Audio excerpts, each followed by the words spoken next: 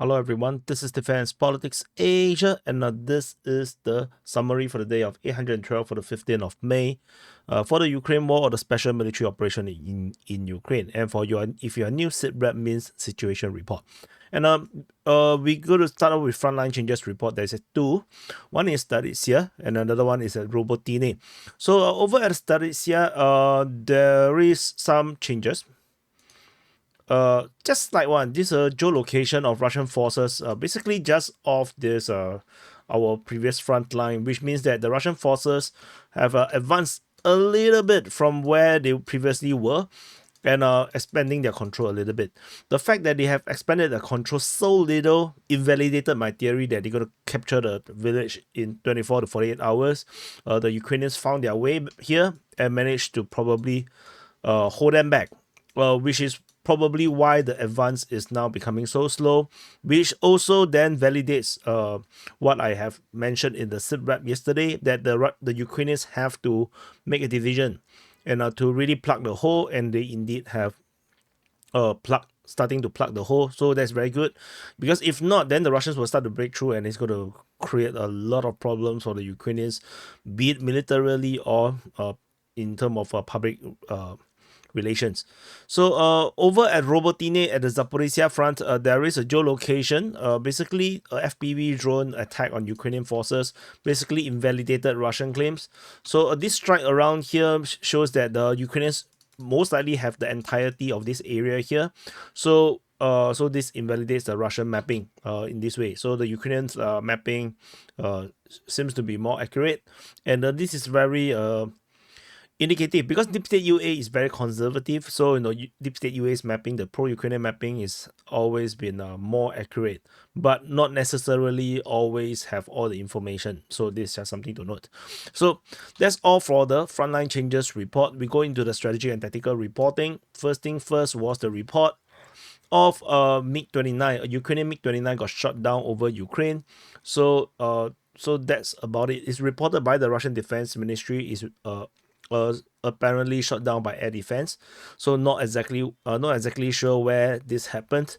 We go into the Kharkiv Front. Over at the Kharkiv Front, this is where the Russian Kharkiv offensive is ongoing, and it looks like the progress is slowing down because there is not much frontline changes being reported over the past 24 hours. There's a few weird stuff. So first thing first is this attack on Kharkiv. Or Granov. So many names. So the Russian Defense Ministry mentioned that they have hit the Ukrainian forces over at Kharkiv or Granov. So Ukrainian forces protecting this border town got hit. It's unsure if this is actually an attack in terms of a ground offensive, or is this just a fire attack. So we will definitely have to pay attention and see whether this will be reported again tomorrow, or Russians suddenly report that they have captured Kharkiv. So it is important to note, because Kozacha-Lopan is a rather strategically important town. It helps to create a buffer, and this was previously a stronghold for the Russians when they are still holding the northern part of Kharkiv. So, and we move into the Lipsy sector of the Kharkiv Front. At this region here, we have the Russian Defense Ministry declared the capture of HYLBOKE or Glubokoye, which is easier to pronounce. HYLBOKE is much harder. You can try now. Say HYLBOKE. Difficult, right? Not easy. You should appreciate me pronouncing Ukrainian spellings. I know the Ukrainians don't pronounce this. They actually also call it Glubokoye or Gluboke, but but they want to spell it this way, so I'm going to pronounce it in English. And over at Lukyansk, the Russian Defense Ministry also announced the capture. This the first time we have reported the capture is 2 days ago on the 13th of May, or rather on the 14th of May. Happened on the 13th of May, and but according to Ryba, the pro-Russian source, they say that the village was actually taken on the 11th of May. So that is a little bit early. That was like the second day of the offensive. Sounds a little bit early, but anyway, whatever it is now announced to be have captured. So we didn't give the flag because we already given the flag before, which is actually in the wrong color. Freaking hell! I didn't realize I'll put it in the wrong color. So anyway, there is a various geolocations in this area here as the Russians are continuing to push towards Lipsy, and there is geolocation of Russian forces in these two areas. However, Ukrainian forces are starting to counterattack from Lipsy direction towards HYLBOKE, and this is already reported by the Russian Defense Ministry. And in fact, we have geolocation of Ukrainian forces storming a house, capturing some Russian soldiers over at this location. So with this confirmed, Ukrainian forces is now counterattacking, and it looking like by the footage, it looks like these Ukrainian troops are not cannon foders. These are trained troops. So we will definitely continue to monitor. Probably it could be the foreign fighters, it could be some of these more elite groups, it could be the Kraken or whatever. I didn't really care, about units. So you can actually check out, I think maybe Theta mapping. I think they talk about units. I don't really care about units, I care about borders. So because it doesn't matter what the units are, because a certain units may be deployed in this direction, but actually they only have like 20% of its manpower. No, and then actually they don't really have the manpower to fight. No, but the unit name sounds very big. No, but which is why I avoid doing that, because no, all manpower, the capacity, the how much troops are there in the unit is all operational secret. So no one's supposed to know this kind of information, and if it got leaked, it also may not actually be accurate. So I try not to follow the units because it will get very confusing. So, and you probably don't understand, although it sounds very good, the 131st Mechanized Brigade, like actually, but in your brain actually it means nothing. I know, because it means nothing to me. So anyway, so we move on. So that's all from not that's all. There is the Ukrainian Defense Ministry mentioned they repelled attacks in the area of Slobozhanske, which is very weird because Slobozhanske is south of Lipsy. Lipsy is here. So for the Russians to be fighting in the area of Slobozhanske means the Russians have taken a lot of grounds, I guess. So a bit weird, kind of a weird report. But Ukrainian Defense Ministry do this kind of thing quite often, so it's not new. There is a geolocation of Lancer attacking some Ukrainian positions in the forest. So, but not very important. But just confirming Ukrainian presence are there. So if you're pro-Ukrainian, you can now start to breathe. You can feel better about it because the Ukrainians are now actively defending this location and this front line, and it looks like they're going to be able to slow down, if not hold back, the Russian offensive. But also take note that I did mention a lot of times, this could be just a diversionary attempt to draw in good Ukrainian forces away from the other front line that the Russians actually wanted to focus on. So just pay attention.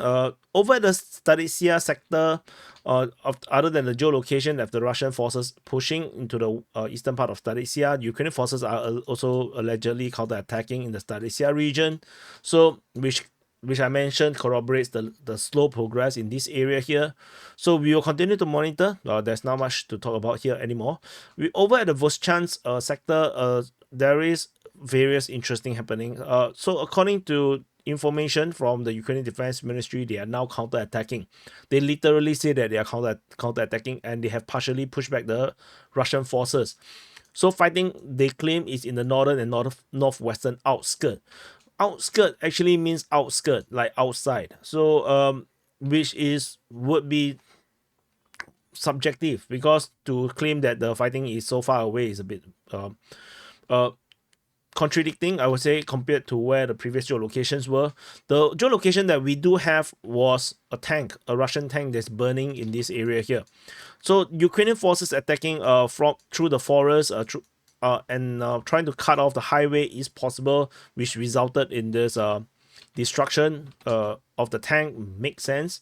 But to say that the Russians are totally pushed out, I know some of the Ukrainian claims are that. I don't think that could be accurate, unless the Russians have already started to withdraw after accomplishing their diversionary attempts. That could also be possible, but it will be kind of like a silly thing to do. But whatever it is, what do I know? So that's all. The fighting is ongoing. The front line is very, very blurry right now in Voschansk. Fighting is very sure to be in the northern half of Voschansk. So Ryba also mentioned that any reports of capture of Voschansk is just nonsense. The reality is that the northern part is under Russian control, and then the Ukrainian presence are actually in the northern part. So there are Ukrainian forces in certain part of the northern part of the city, so they are fighting. So this is actually reported by Ryba themselves. Russian and Ukrainian defense ministry both talk about the fighting in this area here. So we will continue to monitor. So I'm going to start talking to the different accents. And over at Taipei, there is a geolocation of Ukrainian forces getting attacked by the thermobaric missiles of the Russian forces. This brings into some kind of contradiction to the previous reports that the Russian forces have already captured Taipei on the 11th of May, according to the information from the Russian sources, Ryba. So we will tentatively, I will not be changing the front line or the mapping of the Russian side because I do not know when this video was taken. So it could be a possibility that this video of this attack is actually comes before the capture that was reported on the 11th. But we'll definitely, put this into consideration because there is no need to change the Russian mapping just yet because we have the Ukrainian mapping that shows that the front line is actually at this area. So we're gonna move on away from the this Kharkiv Front. And before we go into the Kherson Front, as usual, we'll go into the Sumy sector because there is a similar report that comes with the one at talking just near Kozachya Lopan at Kharkiv. In the northern part of Sumy, there is the same report. The Zuravka was actually mentioned by the Russian Defense Ministry that they have hit Ukrainian forces in this area here. I'm not sure if this is an attack as well, similar to the situation over at the Kharkiv. So we'll continue to monitor the situation over at the Sumy region. We move on, moving to the Kherson Front. At the Kherson Front, we have the Russian forces continue to be attacking Ukrainian forces over at Krinky. This is reported by the Ukrainian Defense Ministry as usual. So Ken, I talk in this kind of accent. So for those that are complaining about my English, you can you understand it better? No, or you want another accent? No, so both works, and over at this Dnipro River, there is still shelling reported at Zolota Balka as well as Nikopol. So this is a continuation of the usual that the Russian have been doing against the Ukrainian forces over the northern part of the Dnipro River. We'll continue to monitor in this area here. Moving into the Zaporizhzhia Front. So this is Zaporizhzhia city, and this is the Zaporizhzhia Front. And over this Kharkiv sector of the Zaporizhzhia Front, and we have continuous the similar report from the previous time the Russian forces are attacking at Robotyne. This time around, we also have reports at the northwestern part of Verbove, and there is some fire attack, if not Russian attack, towards Malatomashka. So, according to the Russian Defense Ministry, they have declared the capture of Robotyne at Zaporizhzhia, and however, this information is actually contradicted by the Russian source Ryba. They say that contrary to the statements made by the Russian Defense Ministry, they say that the enemy present which is the Ukrainian forces, are still present over at Robotyne, at least in the northern outskirts. So, and of course, during the frontline changes report, I have already mentioned of this geolocation of Ukrainian forces in the northern part of Robotyne, which might actually bring credence to this Russian sources' claims. So, which means that we are still not really have the capture of Robotyne, but I will give the flag to the Russians because the Russian MO they have made this statement. But of course, we will contradict them later. Then we can call the Russian Defense Ministry fake news. So, moving on to the Donetsk Front. So see which accent you like, So, yeah, moving into the Donetsk Front. Sorry, I have to entertain myself. Today I feel very bored. Over at the Donetsk Front, Russian forces are attacking Staromayoske, Robotyne. They are attacking from Soloke towards Vodian, from Slavne towards Konstantinivka, towards Parskovievka. Georgievka and the Battle of Krasnohorivka comes from two different directions, from the south and from the east.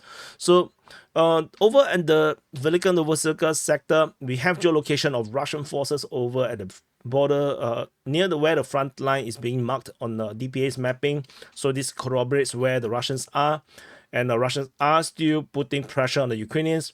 I don't think the Russians are they are doing assault into Robotyne itself. I think they are just there, just giving the Ukrainians no. It's like mosquito.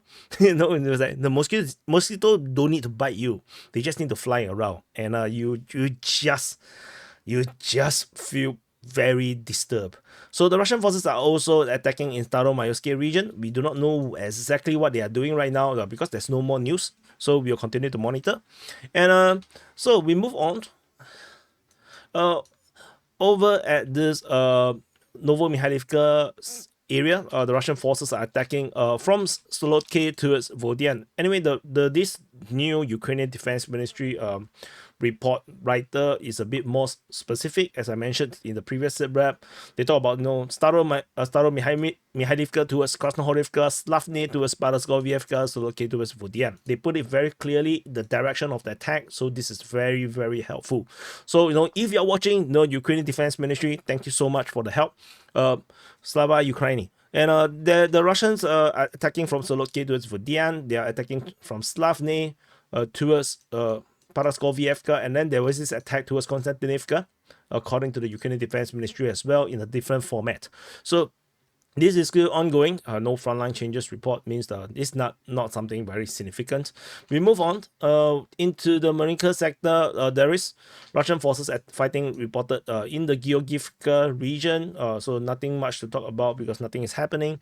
Over at Krasnohorivka, the Battle of Krasnohorivka, according to the Ukrainian Defense Ministry, they mentioned Staromihailivka, which is Staromihailivka. We see they don't even no, never mind, it's okay. They are attacking in this direction, and then there is also fighting being reported by the Russian Defense Ministry about the fighting in Krasnohorivka. Clearly the fighting is coming from two different directions right now, in a pincer of sort.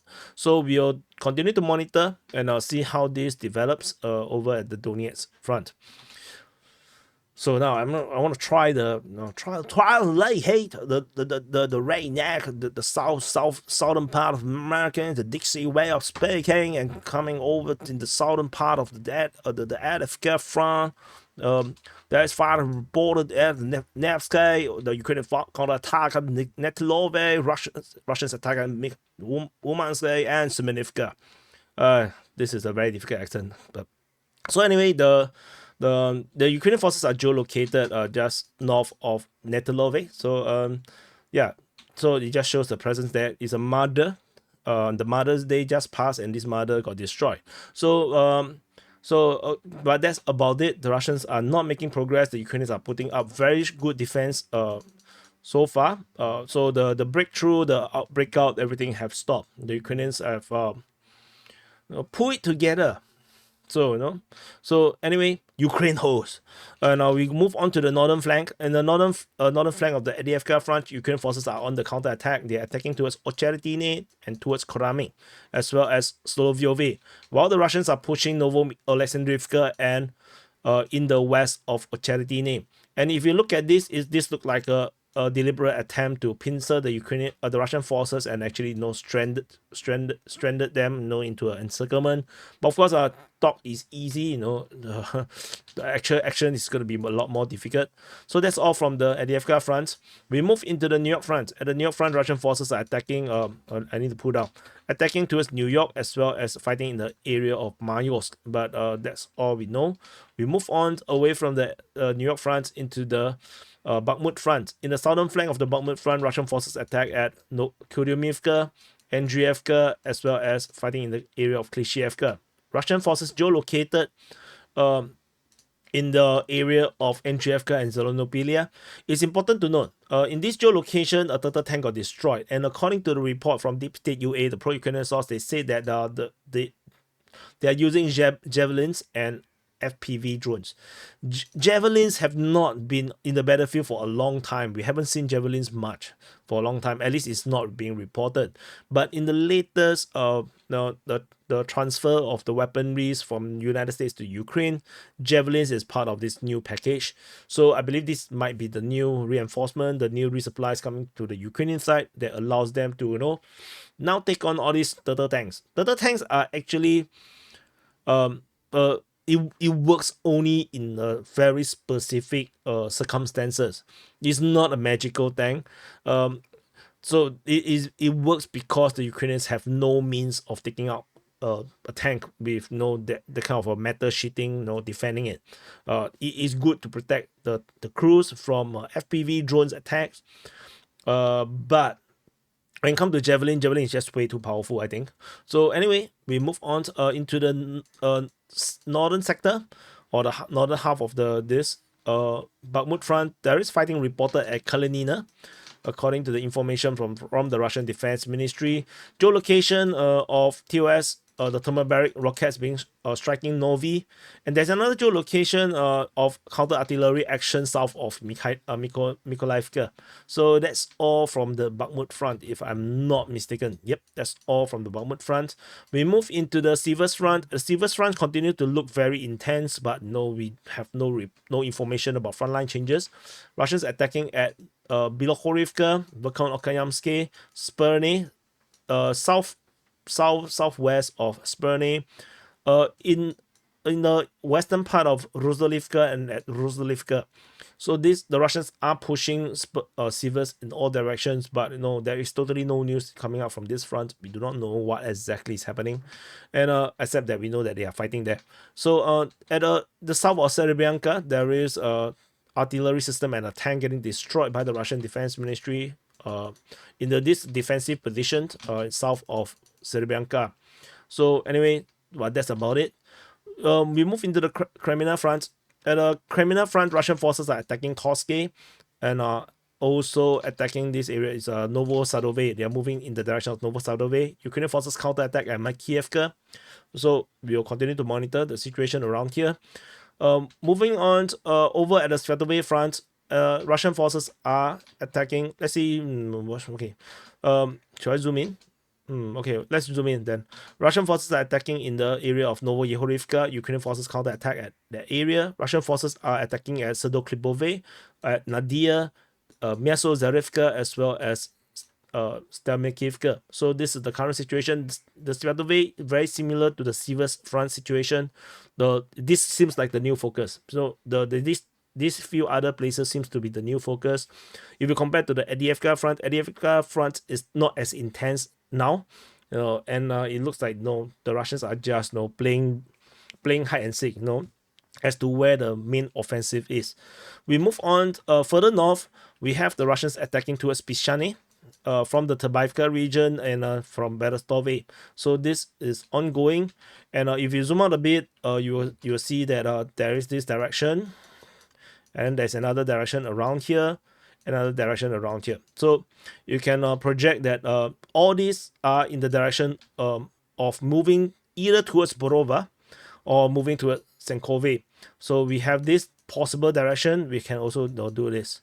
So we will continue to monitor and see what exactly the Russians are doing.